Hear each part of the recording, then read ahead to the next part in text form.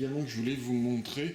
Je suis revenu un petit peu, sur la vidéo.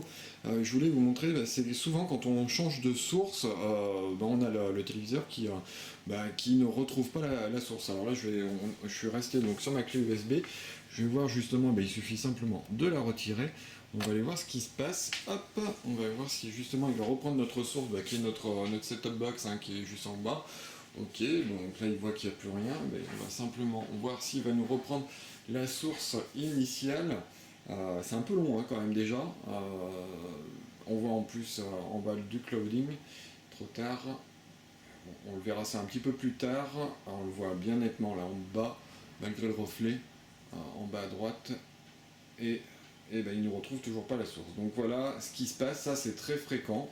Il est même complètement planté apparemment, même. Bravo. Là, il est même complètement planté. Donc là, alors là, le cloning, on le verra vraiment de nuit, mais alors là, je peux vous assurer, je sais pas si on voit vraiment. Ah, si, c'est bon, il l'a retrouvé. Mais il met un sacré moment. Alors parfois, vraiment, il ne retrouve pas. Il nous met un message d'erreur comme quoi le signal vidéo est perdu. Donc là, il faut de nouveau redéfinir par le bouton source que l'on a ici. Hop, si j'appuie ici, et là on a donc le fameux menu où il faut justement redéfinir la source d'entrée que nous avions choisi en mettant sur l'HDMI numéro 1. Donc voilà, pour revenir au clouding, on y reviendra un tout petit peu plus tard, quand on sera on va dire de nuit, dans les tests de nuit, vraiment le soir, parce que là on est en pleine journée, j'ai pas ma fenêtre de salle de bain qui se ferme sur le côté gauche.